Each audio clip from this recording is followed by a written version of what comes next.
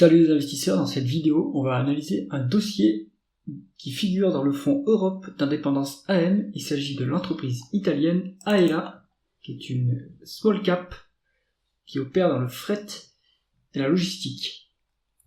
Avant de commencer, je vous rappelle de penser à vous abonner à la chaîne et activer la cloche pour avoir les notifications et ne pas rater les prochaines analyses. On commence avec le cours de l'action Aela, qui est coté depuis pas très longtemps. Si on dézoome, on est coté depuis juillet 2021. Depuis la cotation, ça ne fait que monter. On a fait déjà x3. Est-ce que c'est encore le moment de s'intéresser à l'action? On va regarder ça tout de suite. En termes de croissance du chiffre d'affaires, on est sur une médiane de 8,2%, mais 2023 s'est soldé par une forte croissance de 46%, donc ça c'est énorme, après 19% en 2022, donc il se passe vraiment quelque chose sur la croissance de cette entreprise. Il n'y a pas d'acquisition à noter, donc là, c'est la croissance organique.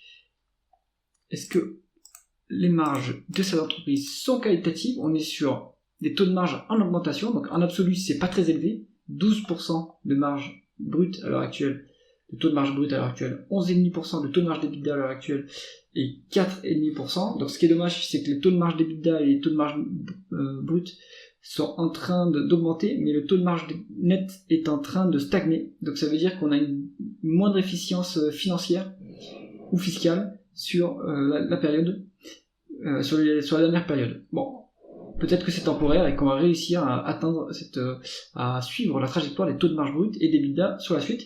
Ce qu'on voit, c'est que c'est pas un marché, c'est pas un business à forte marge, donc ça peut être compensé par une forte rotation de l'actif, mais il faut méfiance quand même, on n'est pas si loin du seuil de rentabilité. Ce qu'on voit ici, c'est que c'est en tout cas en amélioration. La forte croissance par effet ciseau aussi permet d'augmenter les marges, et ça c'est plutôt bon.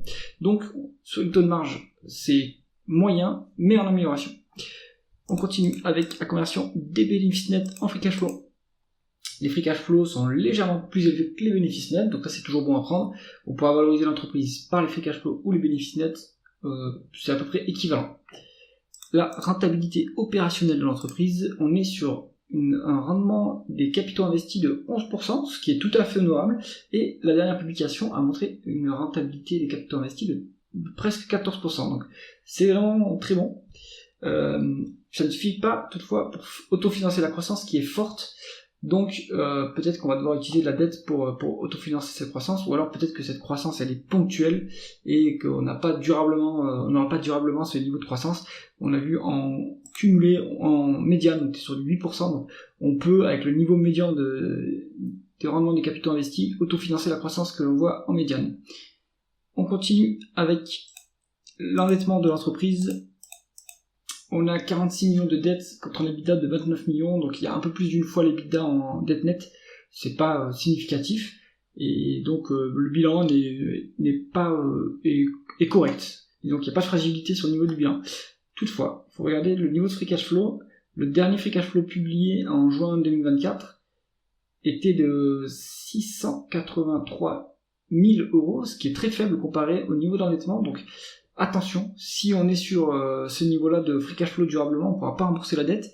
Maintenant, si on prend un niveau médian de free cash flow, on pourra probablement rembourser cette dette. On a 8,5 millions de free cash flow. Ça fait, on va dire, 6 fois le niveau d'endettement. Enfin, le niveau d'endettement, il y a 6 fois les free cash flow. Ça reste correct si on est sur un niveau médian. Maintenant, il faut que les free cash flow se redressent parce que dernièrement, là, ça a quand même bien chuté. Est-ce qu'on est bien traité quand on est actionnaire de Aela? On va regarder ça tout de suite. Pour ce qui est du dividende, de l'évolution du nombre d'actions et du rendement de l'actionnaire, on est sur un dividende qui n'est pas couvert par les free cash flow, donc attention. Là, si c'est une situation ponctuelle, il n'y a pas de problème. Mais si c'est une situation durable, là, ça va être plutôt inquiétant. Surtout que en médiane, on est sur un niveau de free cash flow de 8,5, on verse un dividende de 6,80. C'est quand même élevé comme payout ratio, donc attention, ce niveau de dividende, à mon avis, ne sera pas soutenable sur le long terme. Actuellement, il présente un rendement quand même intéressant. Si on calcule, on est sur du 3,2%. Mais c'est pas sûr que ce dividende continue à augmenter si les free cash flow ne se redressent pas significativement. Le nombre d'actions n'a pas évolué depuis la cotation, et on est sur un rendement de l'actionnaire qui est négatif. Donc là, il faudrait voir le calcul de Coifin, parce qu'on a quand même un rendement du dividende qui est à 3,2. On a, bon, bien sûr, on a une hausse de la dette, donc ça nuit au rendement de l'actionnaire, mais il n'y a pas de variation du nombre d'actions. Donc, bon, je suis un peu circonspect sur ce niveau de rendement du dividende, du rendement de l'actionnaire. Est-ce que l'entreprise est chèrement valorisée? On va regarder ça. On a un peu de dette en ce moment, valeur d'entreprise sur EBITDA.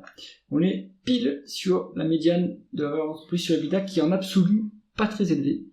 Donc, ça peut être quand même un niveau intéressant pour entrer sur cette action qui est finalement assez rentable.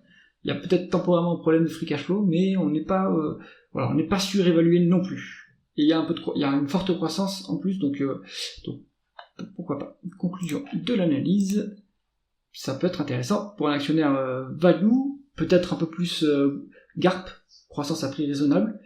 Voilà, il faut seulement éclaircir le point sur les free cash flow.